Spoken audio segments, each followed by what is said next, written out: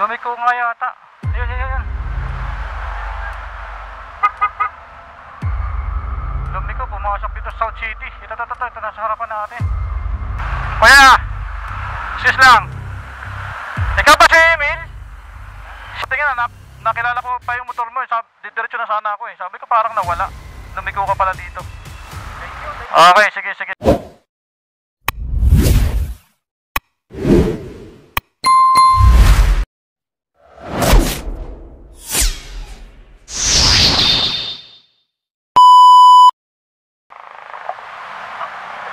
May nahulog na ATM.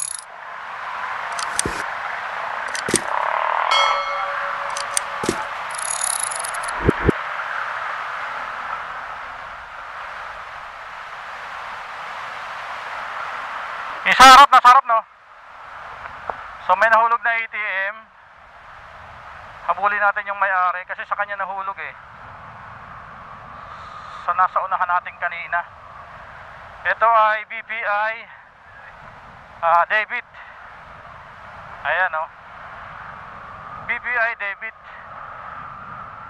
Nahulog. Sana maabutan natin.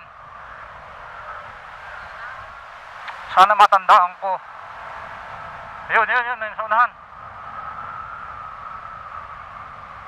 Naku, lumiko yata. Lumiko nga yata. Yun.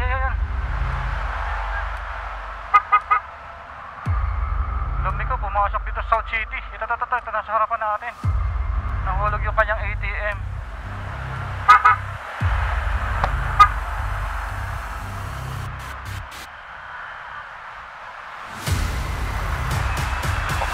Kuya, sis lang. Ikaw ba si Emil? Si Emil ka, Emil? Kapatid mo? Ano apelyido? Ano? Nabuhay. Sa'yo to, no? Nahulog mo doon sa may sa may lagpas ng dito sa pesto ng dati ng perya. Ayan, no? Si Emil Carlo Nabuhay. O at least nabuhay yung nabanggit mo. Nasa abroad ko eh. Nasa Oo. Kasi binubusin na kita doon. Buti nga nakilala ko pa yung motor mo. Diretso na sana ako eh. Sabi ko parang nawala. Lumiko ka pala dito. Okay, sige. Sige, ingat. Sige.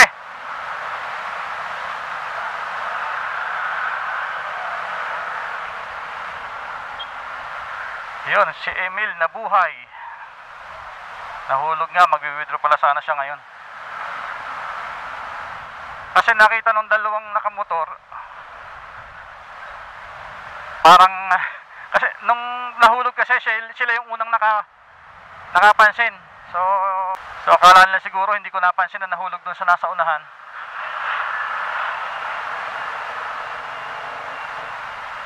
Nasa ibang bansa pa lang may-ari. At least nabanggit naman niya yung apelyido. Tama naman.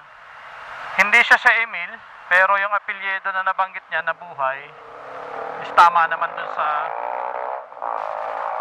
dun sa nakalagay na pangalan. Nabuhay naman yung apelyido, kaya I'm sure naman na sa kanya yun. So at least naibalik natin yung ATM. So bagay, sa panahon kasi ngayon guys, sa totoo lang, hindi naman na masyado nakakatakot na mawala ng ATM. Kasi pwede mo siya agad i-block sa application, no? Hindi katulad dati na kapag nawala yung ATM mo, mahirap kumontak sa bangko. So kailangan pupunta ka pa, sasadya ka pa para i-block. Eh ngayon, napakadali na lang. So maliban na lang kung late mo na talaga malalaman na wala na yung ATM sa'yo, di ba? Tapos magagaling yung makakapulot, marunong.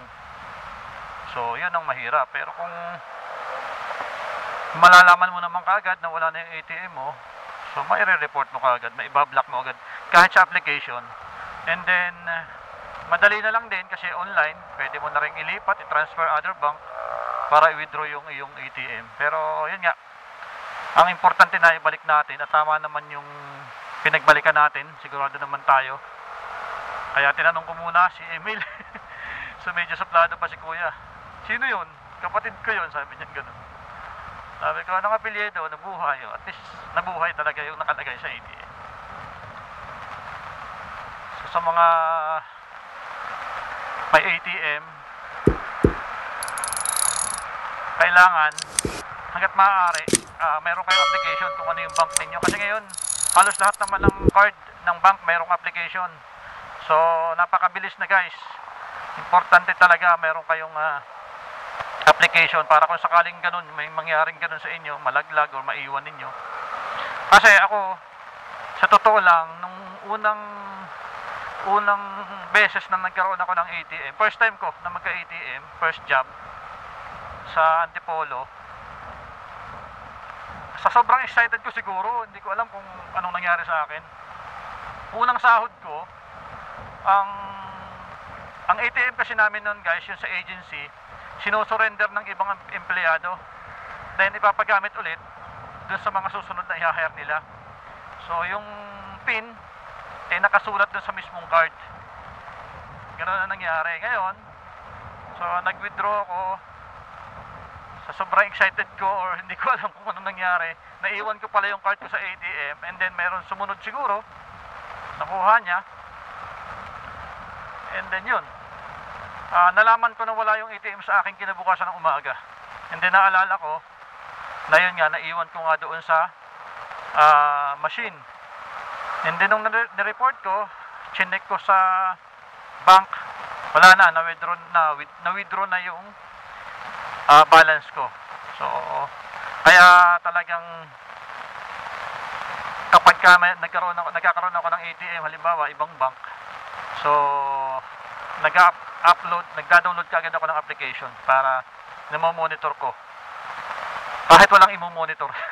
Hindi, importante guys talaga mayroong application para kahit papaano, kahit nasa bahay kayo, ay napakadali na lang, napakabilis na lang magkaroon ng access sa bangko. Yun ang kagandahan ngayon compare noon. Ayun, nalaman ko na lang wala nang laman yung ATM. At the same time, hindi ko na rin nakuha yung ATM. Hindi ko alam kung sino nang nakakuha nun, syempre. So yun lang, another mission accomplished ngayong gabi. Subutin lang, nakita ko siya na lumiko ng South City. Dahil kung hindi, wala, hindi ko alam kung ano ko ibabalik. Hinulaan ko na nga lang eh. Actually talagang nag-base na lang ako dun sa taillight ng motor. Hindi ko naman nakita yung plate number, at saka hindi ako mapalatanda sa mga plate number. Yung taillight na lang, inatinandaan ko na lang yung motor. So, Emil Nabuhay, congratulations. Congratulations, Emil Nabuhay. Mabuhay ka.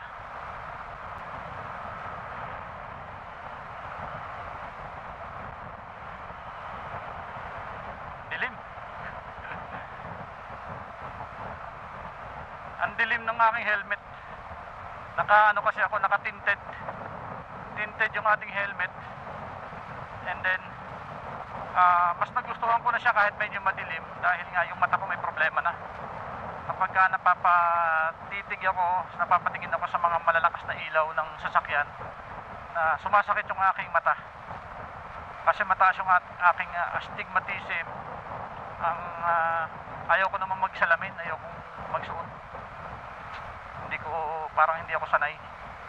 Kaya nung pinalitan ko ng tinted itong aking helmet, ayun, parang mas naging kampante na yung aking mata, naging relax na yung mata ko.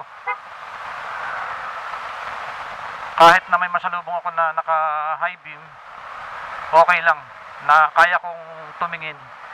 Hindi katulad nung sa clear, lalo na pag umuulan, ang hirap magmotor, dahil yung reflection ng tubig na nag-i-stack dito sa helmet, tapos tinatamaan ng ilaw, masakit sa mata. Kaya mas gusto ko na itong tinted. Kahit laging makulimlim, mas komportable ako. Yun nga lang, talagang kailangan patalasan tayo ng mata. Ang problema ko kasi guys sa mata, sa malapit, malabo, blurred. Pero pag malayuan, talagang malinaw. Kaya pwede tayo sa mga pwede tayong maging sniper eh. Pero sa malapitan, ako po.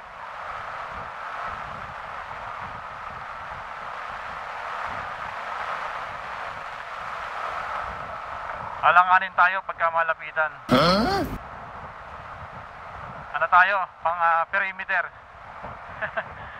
Hindi tayo pwede sa mga sa mga close. Ano nangyari dito sa aking